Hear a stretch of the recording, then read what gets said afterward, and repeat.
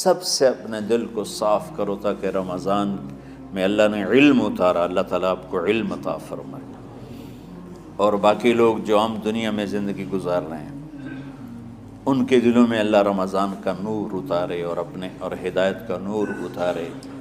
یہ سب سے بڑی تیاری ہے اس کی۔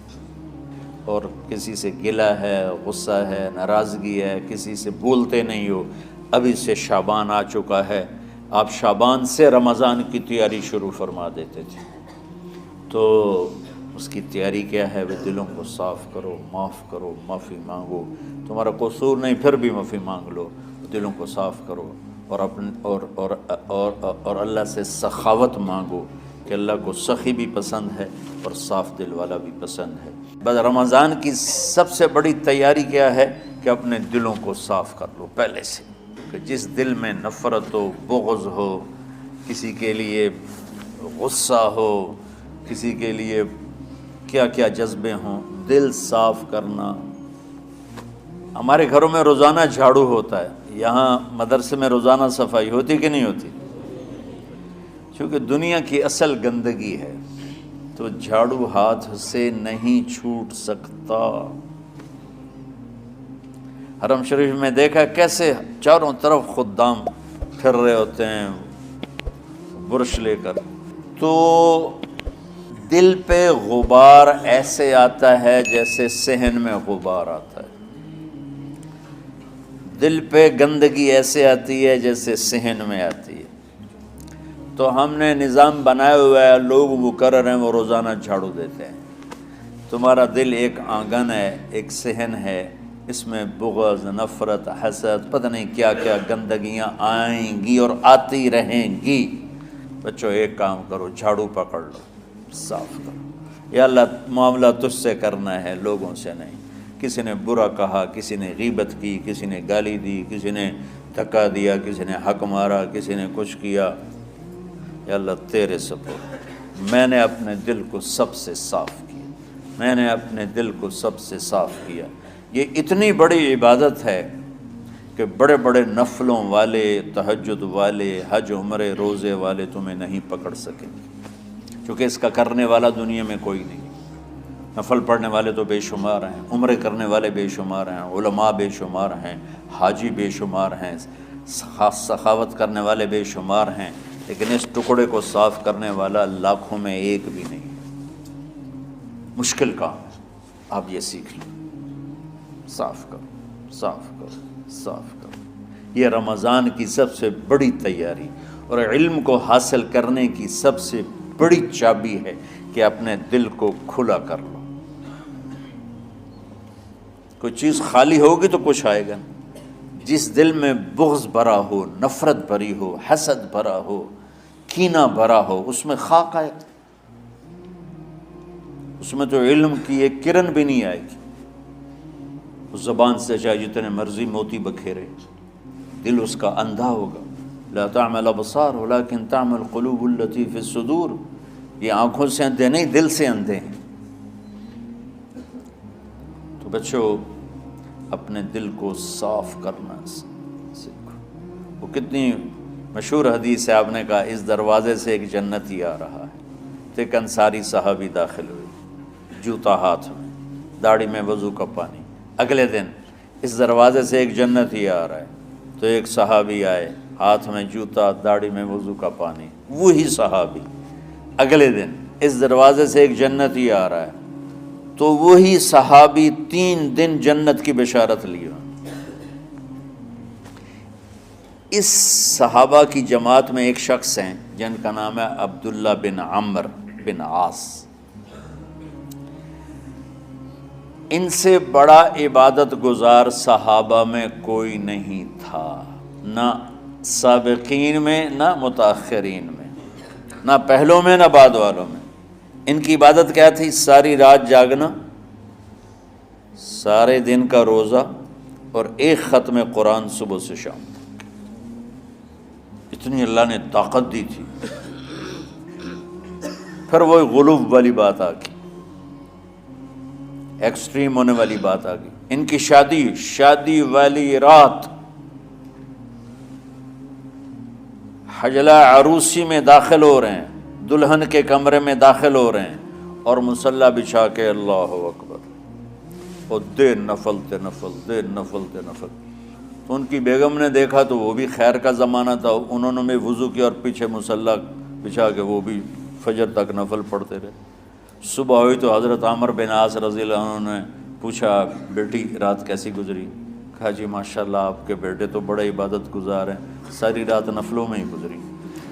تو وہ ان کو شکایت کر دی۔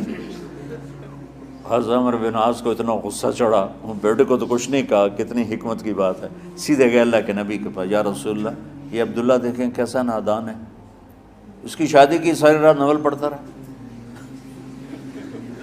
تو آپ کہتے ہیں ماشاءاللہ ماشاءاللہ کتنی بڑی بات ہے، نفلوں میں گزر گئی، رات بھی نفلوں میں گزر گئی۔ تو آپ نے حضرت عبداللہ بن عمر کو بلا کے ڈانٹا کہ تو نے مہینے میں 3 دن روزے رکھنے، بس اس سے زیادہ نہیں رکھنے، اور ہفتے میں 1 قرآن ختم کرنا ہے۔ کہا یا رسول اللہ میرے اندر طاقت زیادہ ہے۔ پھر اچھا 15 دن روزے رکھنے، کہ نہیں میرے اندر طاقت زیادہ ہے۔ آپ اس کو تھوڑا تھوڑا کر کے گھٹاتے رہے اور وہ ہر دفعہ نہیں یا رسول اللہ میرے اندر طاقت زیادہ ہے۔ تو آخر میں آپ نے کہا اچھا چلو صوم داؤدی پہ آ جاؤ، 1 دن روزہ رکھو، 1 دن افطار کرو، اور 3 دن سے پہلے قرآن ختم نہیں کرنا۔ تو آپ نے اس کو پیچھے کیا۔ یہ بیٹھے تھے اس محفل میں، ان کے دل میں آیا کیا یہ بزرگ مجھ سے زیادہ عبادت کرتا؟ رات میں ساری جاگتا ہوں، دن روزہ رکھتا ہوں، 1 ختم کرتا ہوں، تو جنت کی بشارت تو مجھے ملنی چاہیے تھی، ان کو کیسے مل رہی؟ یہ کسی کتاب میں نہیں لکھا کہ یہ ان کا جذبہ تھا، لیکن جو کہ میں ان کی سیرت کو جانتا ہوں تو مجھے خیال آتا ہے کہ ان کی نفسیات میں یہ بات آئی ہوگی، چونکہ صرف انہی کو خیال آیا کہ میں جا کے دیکھتا ہوں کہ یہ بزرگ کیا کرتے ہیں۔ تو ان کے پاس پہنچ گئے، چاچا، ذرا وہ ادھیڑ عمر تھے، چاچا وہ میرے ابا تھوڑے ناراض ہیں تو کچھ دن آپ کے پاس گزارنا ہوگا، بیٹا بسم اللہ آ جاؤ۔ اب رات ہوتے ہی عشاء کی نماز پڑھ کے انہوں نے جلدی سے چادر اوپر لی اور یوں سراغ کر کے ان چاچے کو دیکھنے لگے ایسے کر کہ اب یہ کیا ساری رات سجدہ کرے گا اور ساری رات روتے روتے روتے روتے مصلی گیلا ہو جائے گا، یا ساری رات رکوع کرے گا، ساری رات قیام کرے گا، ساری رات قرآن پڑھے گا، اس تصور سے یوں دیکھ رہے۔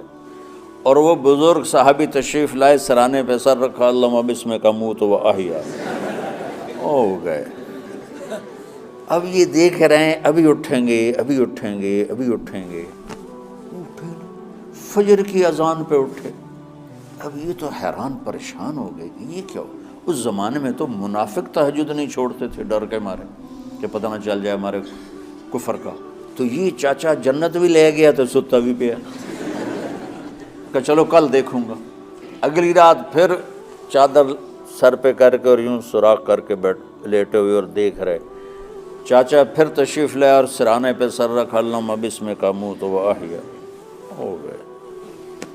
فجر کی اذان پہ اٹھے، یہ اور پریشان ہو گئے کہ میرا نبی کا فرمان تو سچا ہے، اس میں تو شک بھی کفر ہے، لیکن عمل کیا ہے جس پر اس کو جنت کی بشارت دی؟ 2 رکعت نفل بھی نہیں۔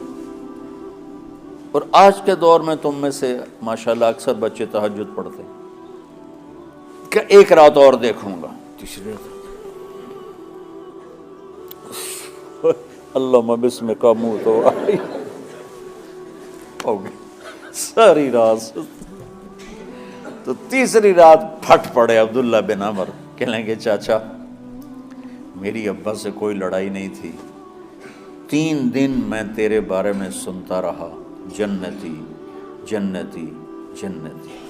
میں دیکھنے آیا تھا کہ آپ کیا کرتے ہیں، آپ تو کچھ بھی نہیں کرتے ہو، ساری رات سوتے رہتے ہو، اب کیا کرتے ہو؟ انہوں نے کہا بیٹا یہی ہے جو تم نے دیکھا ہے۔ اب ان کو سمجھ میں نہیں آ رہا کہ یہ جوڑ کیسے بٹھاؤں، ادھر جنت کی بشارت، ادھر ساری رات خراٹے، اب یہ اس میں جوڑ کیسے بٹھاؤں؟ نبی کی بات تو غلط ہو نہیں سکتی۔ تو اب وہ نا ایسے نا بڑے بے دل سے ہو کر واپس مڑے، پتہ نہیں کی چکر ہوئے گی کوئی گل۔ جب وہ دروازے تک پہنچے تو کہنے لگے بیٹا ادھر آنا، واپس آ گئے۔ کہا میں تمہیں اصل راز کی بات بتاتا ہوں۔ کہا جی کیا ہے کیا ہے؟ تو یہاں ہاتھ رکھا، کہا یہ جو دل ہے نا اس میں کسی انسان کی نفرت نہیں۔ ہاں ہاں ہاں۔ اور جب اللہ کسی کو رزق دیتا ہے، عزت دیتا ہے، مجھے کبھی حسد نہیں ہوا، مجھے خوشی ہوتی۔ تو عبداللہ بن عمر نے کہنا تھا ہاں یہ بات ہے، نہیں، ان کا ہاذا ہوا، اچھل کے کہنے لگے ہاذا ہوا، ہاں ہاں ہاں ہاں یہی ہے یہی ہے یہی ہے۔ پھر کہنے لگے چاچا پر یہ میرے بس کا نہیں ہے، کون کرے گا یہ؟ اتنے بڑے آدمی ہو کر کہہ رہے ہیں کہ یہ میرے بس کا نہیں۔ تو بچوں، دنیا میں جنتی بننا ہے اور علم اللہ سے لینا ہے تو اسے صاف کر دو، سب کی نفرت سے۔ سب، اس نے مجھے یہ کیوں کہا، اس نے مجھے یوں کیوں دیکھا، اس نے میرے بارے میں یوں کیوں کہا، اس نے میرے بارے میں یہ کیوں لکھا۔ جس کی تعریف ہوتی میری کتنی برائی ہوتی، صرف تعریف تو نہیں ہوتی، بھرا پڑا سوشل میڈیا مجھے گالیاں دیں۔ اللہ کے فضل سے میرے دل میں ایک ذرے کے برابر کبھی کوئی منفی جذبہ نہیں آیا، آئے تو میں دھو کے صاف کر دیتا ہوں۔ یا اللہ میں نے اپنے دل کو صاف کیا، میرا معاملہ تیرے ساتھ ہے، کسی کے ساتھ نہیں۔ یہی آپ رمضان کی سب سے بڑی تیاری، علم کے حاصل کرنے کا سب سے بڑا ہتھیار آپ کو یہ نہیں ہے کہ تمہیں کتابیں یاد ہو جائیں، تمہیں اشعار یاد ہو جائیں۔ تو ساری امت سے کہتا ہوں رمضان کا استقبال کرو دلوں کو صاف کر کے، نفرتوں کو مٹا کے، مذہبی نفرت، دنیاوی نفرت، رشتوں کی نفرت، بول چال کی نفرت، سیاست کی نفرت، لین دین کی نفرت، ان سب سے اپنے دل کو صاف کرو تاکہ رمضان میں اللہ نے علم اتارا، اللہ تعالیٰ آپ کو علم عطا فرمائے، اور باقی لوگ جو عام دنیا میں زندگی گزار رہے ہیں ان کے دلوں میں اللہ رمضان کا نور اتارے اور ہدایت کا نور اتارے۔ یہ سب سے بڑی تیاری ہے اس کی۔ اور کسی سے گلہ ہے، غصہ ہے، ناراضگی